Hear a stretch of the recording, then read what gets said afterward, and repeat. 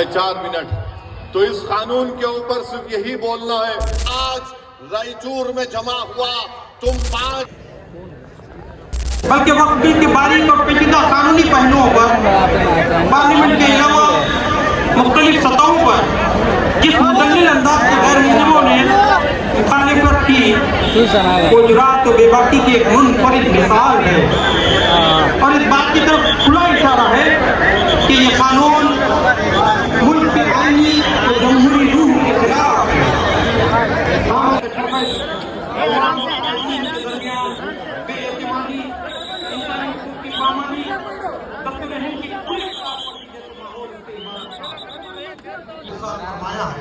जो बाद में प्ले किया जाएगा, आखिर में हम को मौजूद तक महदूद रखें।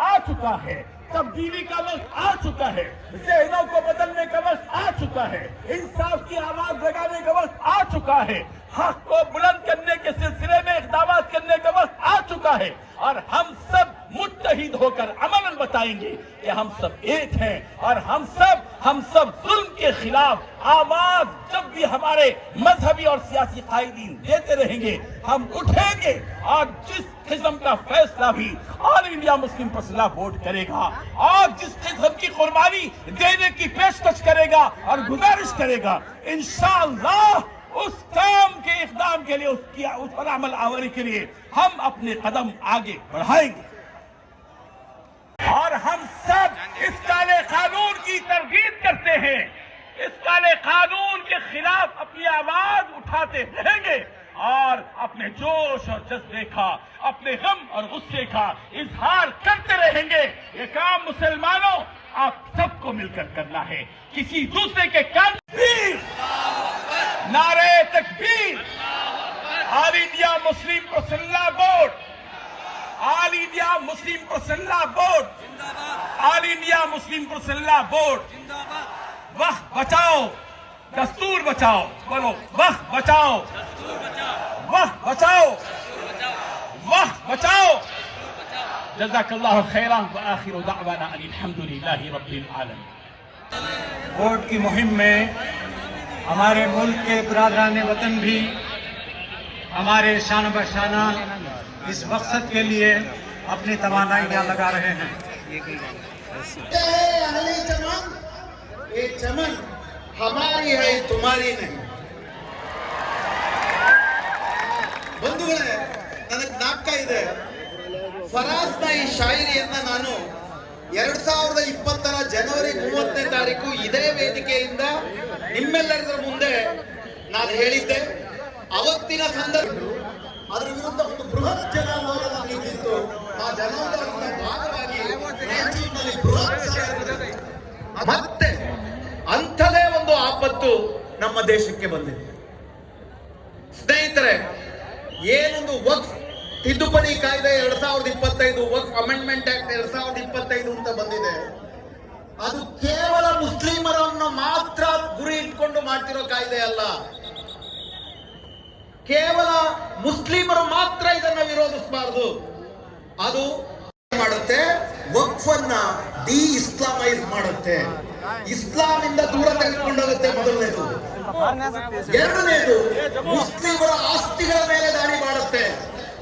ಇವತ್ತು ದೇಶಾದ್ಯಂತ ಒಂದು ಅಂದಾಜಿನ ಪ್ರಕಾರ ವಕ್ಫ್ ಬೋರ್ಡ್ಗಳಿಗೆ 8.5 ಲಕ್ಷ ಆಸ್ತಿ ಪಾಸ್ತಿಗಳಿವೆ. ಅಂದಾಜು 8 ಲಕ್ಷ ಎಕರೆ ಜಮೀನಿದೆ. ಸೆಕ್ಯುಲರ್. ಆದ್ರೆ ಉಮೀದ್ ಕಾಯ್ದೆ ತರ್ತಿರೋದು ಭ್ರಷ್ಟಾಚಾರವನ್ನ ತಡೆಯೋದಕ್ಕಲ್ಲ.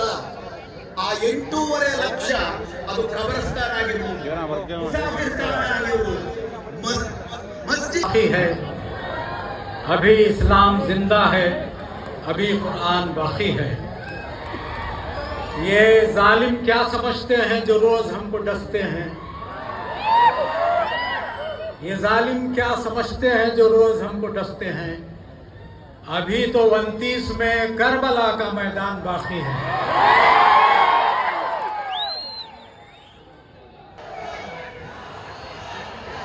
मैं अगले मुखर्रिर मौलाना हुसामुद्दीन जाफर पाशा साहब को तकरीर के लिए दावत देता हूँ। आपके लिए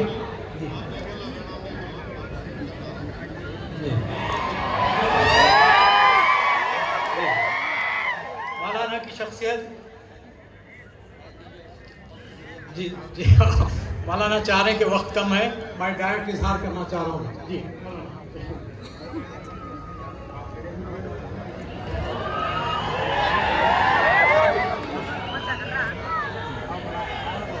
अस्सलाम वालेकुम। अब ये तगड़ी आवाज़ पे ही मैं कुछ बोलूँगा, वरना ढीली आवाज़ पे मैं ढीले लोगों से बात नहीं करता। जो हजरात आज इस तशरीफ लाए हैं इस महफिल में, इस मजलिस में, उनसे मेरी दो ही गुजारिशात है। मैं ज़्यादा वक्त ले लूँगा। आज मुझे और आपको हमारे खायद को सुनना है, लेकिन चीखा मारने से कुछ नहीं होता। कुछ बनो, कुछ आगे बढ़ो, अपने को लायक बनाओ, चीखों से नहीं। अपने अंदर वो ताकत पैदा करो कि आपके नारे के बाद दुनिया हिल जाए। आज मेरे अजीज दोस्तों, सलाम की कैफियत हमारी खत्म हो जा रही है। आज हम सलाम करने के लिए हमारे मौलाना ने इतनी आज देख रहे हैं आप रियासतों में मसाजिद को बरदरान वतन के खिलाफ नहीं, किसी जमात के खिलाफ नहीं, हम उन लोगों के खिलाफ हैं जो इख्तिदार के नशे में चाहते हैं कि मुसलमानों से उनकी मसाजिद ले ली जाए, उनकी दरगाहें बुजुर्गान दीन की ले ली जाए, उनके मकाबिर को ले लिया जाए, उनके मदरसों को ले लिया जाए और फिर उनके कब्रस्तानों पर कब्जा कर लिया जाए और उसके तहत जायदाद पे कब्जा कर लिया जाए। ये उनके अज़्म व इरादे हैं। हम इसलिए निकले हैं, उलमा इकराम निकले हैं। आपको मालूम है all India Muslim personal law board की जो सदर होते हैं वो बड़े आलिम दीन होते हैं। मौलाना अबुल हसन अली नदवी साहब अलैहिर्रहमा रहे, फिर उसके बाद मौलाना मिजाज कासमी साहब रहे, फिर उसके बाद हम देखते हैं मौलाना मुनीर के पास मैं असर की नमाज के वक्त था तो बारिश हो रही थी। तो मैंने अपने दोस्तों से कहा, यहाँ इतनी कसीर तादाद में आप हजरात को देखते हुए मुझे याद आया कि आप सब लोग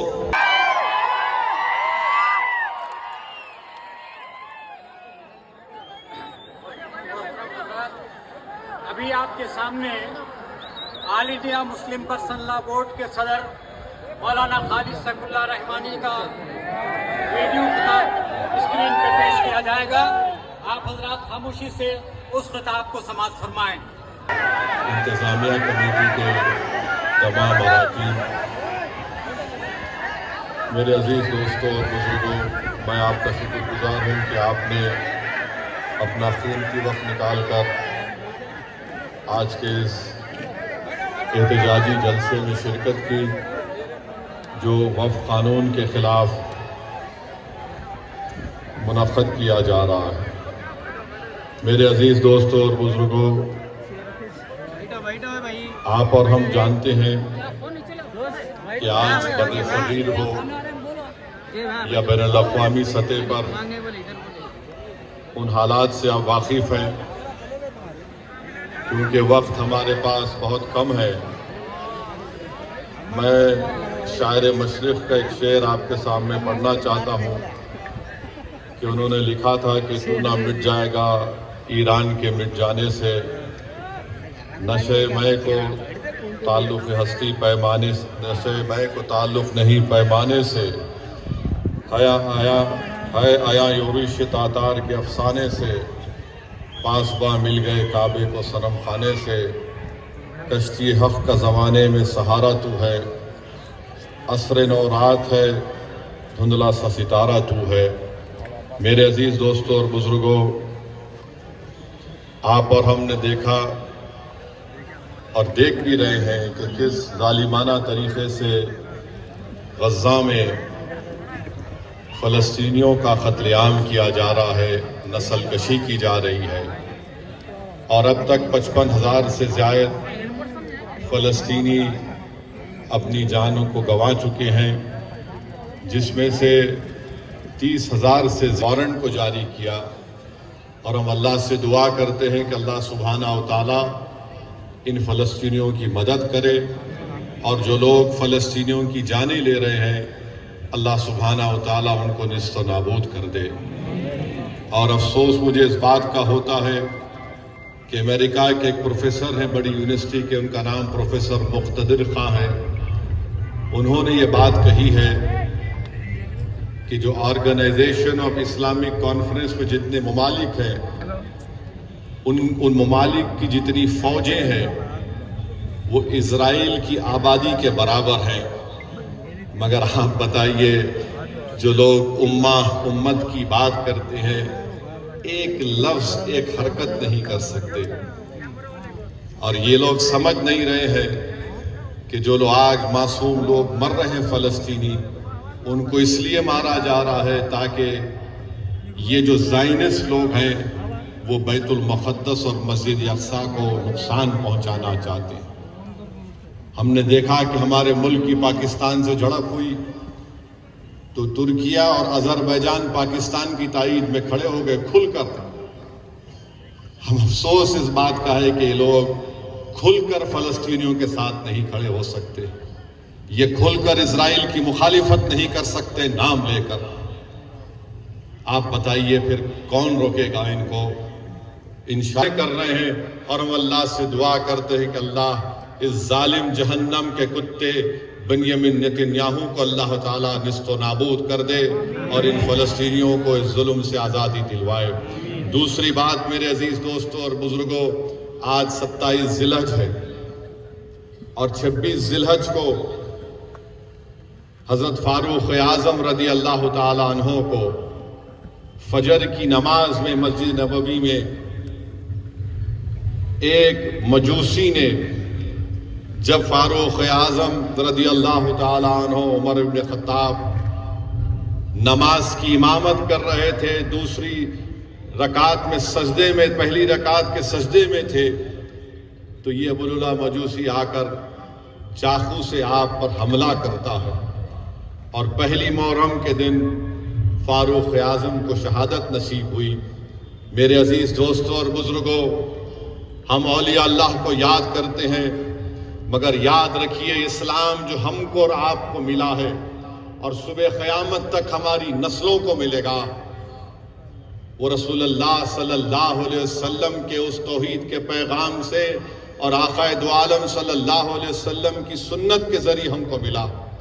वो दीन हमको मिला इन खुलफाए राशिदीन की मेहनतों की वजह से, जिसमें फारूक आज़म की शहादत है, उस्मान ज़ुल्नूरैन की शहादत है। 4 मिनट तो इस कानून के ऊपर सिर्फ यही बोलना है, ये कानून नरेंद्र मोदी इसलिए बनाए, वो ये समझ रहे कि कानून बनाने से हमारी मस्जिदों को छीन लेंगे, दरगाहों को छीन लेंगे, कब्रस्तान को छीन लेंगे, ईदगाह को छीन लेंगे, इवैक्यू प्रॉपर्टी को छीन लेंगे, मस्जिदें वीरान हो जाएंगी। नहीं मिस्टर मोदी, हम भारत के मुसलमान हैं, मस्जिदें नहीं छोड़ेंगे। अब तो मस्जिदों को आबाद करें का मजमा आज रायचूर में जमा हुआ। तुम 5 वक्त की नमाज हर मस्जिद में पढ़ो, सिर्फ जुमे की नमाज नहीं, अपने मस्जिदों को आबाद रखो, अपने खानखाओं को आबाद रखो।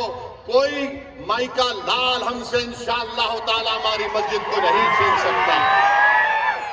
और जो लोग ये समझ रहे हैं कि मुसलमानों को यह कानून बनाकर डराया जाएगा, अरे याद रखो, वक्फ की एक जमीन मोदी या बीजेपी हुकूमत हमसे छीन नहीं सकेगी इंशाअल्लाह ताला, क्योंकि तुम्हारा कानून काला है। हिंदुस्तान के आईन की दफा 14, 15, 25, 26, 29 के खिलाफ है, जो चैप्टर 3 का फंडामेंटल राइट है। हम कर्नाटका और रायचूर के हमारे हिंदू भाइयों को पैगाम दे रहे हैं कि आपके एंडोमेंट बोर्ड में सिर्फ हिंदू मेंबर बन सकता है, तो कैसे मुसलमानों के वक्फ बोर्ड में गैर मुस्लिम मेंबर बन सकेगा, बताओ आप। और ये 5 साल का मुसलमान, अरे नरेंद्र मोदी, ये 5 साल का मुसलमान का क्या कानून? बाबा आदम से लेके अब तक एक ही दीन रहा, वो इस्लाम रहा, और सुबह क़यामत तक दीन वही रहेगा। ये 5 साल का कौन क्राइटेरिया तय करेंगे? अगर कोई दूसरे धर्म का आदमी दे सकता है, उसमें 5 साल का नहीं, हमको 5 साल का लुज़ूम कैसे लगाया गया, बताओ। अरे जो एक मिनट में ला इलाहा इल्लल्लाह मोहम्मद रसूलुल्लाह बोल दिया, क्लीन, उन्हें पूरा क्लीन। आप बोल रहे 5 साल सर्टिफिकेट पप्पा मोदी देंगे, अमित शाह देंगे, कौन देगा हमारे को सर्टिफिकेट? तुम्हारे सर्टिफिकेट की जरूरत नहीं है। ये कानून सिर्फ और सिर्फ मस्जिदों को छीनने के लिए लाया गया। आपकी एक मीनार मस्जिद है रायचूर में, है ना, 500 साल पुरानी है। उस मस्जिद में एएसआई का भी रोल है, तो मोदी कानून ये बना दिए कि एएसआई मालिक होगा, वक्फ बोर्ड मालिक नहीं होगा। कैसे एएसआई मालिक होगा? कहां से एएसआई मालिक बन सकता है? और फिर बोल रहे कि हम वक्फ औलाद नहीं करेंगे, बच्चियों का हक नहीं मारना। मोदी जी, अमित शाह, मैं आपसे डिमांड कर रहा हूं, क्या आप बिल्किस बानो को बिठाए के चाय पिला सकते? बताओ मोहब्बत मुस्लिम खवातीन से। जिस बच्ची को 6-6, 8-8 लोगों ने रेप किया, तुम मुख्यमंत्री थे और अमित शाह ने होम मिनिस्टर होने के नाते उनके कातिलों को, उस इज्जत लूटने वालों को छोड़ दिया। और जो लोग जुल्म कर रहे हैं भारत में मुसलमानों पर, अरे जालिमों, हमको खतरा चीन से है, हमको खतरा पाकिस्तान से है। अब तो ड्रम भी अनाप शनाप बकते रहता है। अरे भारत को मजबूत करो। आपने क्या किया? मध्य प्रदेश में ईद से 2 दिन पहले हाजी मकसूद साहब को आपने पीट कर मार दिया। क्यों मारा आपने? क्या वजह थी? और एक राजगढ़ में हुआ, फिर रायसन में अरमान और जुनैद को मार दिया। जुनैद की मौत हो गई, अरमान वेंटिलेटर पर है। और मध्य प्रदेश की पुलिस तो माशाअल्लाह जितना बोले कम। किसको पकड़े? नहीं पकड़े। अरे नाम तो बोल। नहीं, नाम नहीं बोलते। क्यों? आपके साले हैं, ससुरे हैं, क्या है? नाम बोलने से क्यों डर रहे? इतना शर्मा रहे क्यों? और फिर मध्य प्रदेश में आप देख लो, मध्य प्रदेश में 2017 में बजरंग दल के ध्रुव को पकड़ा गया, 16 अरेस्ट हुए। 2019 में बलराम सिंह को अरेस्ट किया गया, इंडियन एक्सप्रेस। फिर क्या हुआ इन लोगों को? और फिर दलितों पे जुल्म हो रहा।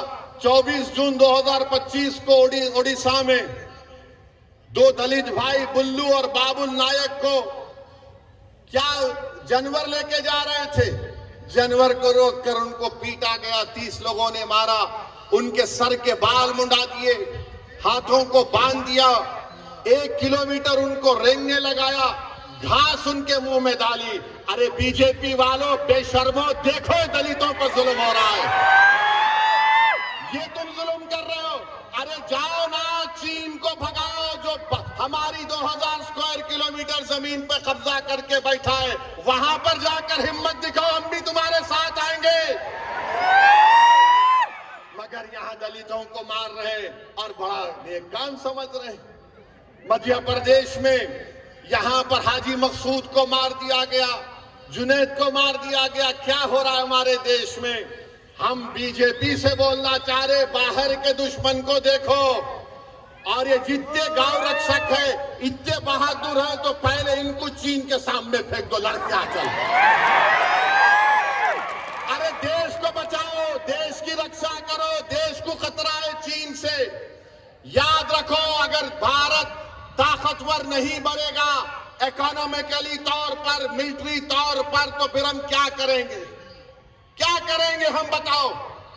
मगर ये समझ नहीं रहे हैं। बहरहाल मेरे अजीज दोस्तों और बुजुर्गों, मैं आपसे वादा कर रहा हूं, दोबारा रायचूर को आऊंगा, आप आएंगे ना सुनने? भड़काऊ भाषण सुनने आएंगे? अभी क्या है, मौलाना लोग बैठे हैं, पर्सनल लॉ बोर्ड का जलसा है, तो अदब के दायरे में रह के बोलना पड़ता। जब मजलिस का जलसा जो पार्टी का आई है, जब फुल टाइम T20 की बैटिंग करेंगे,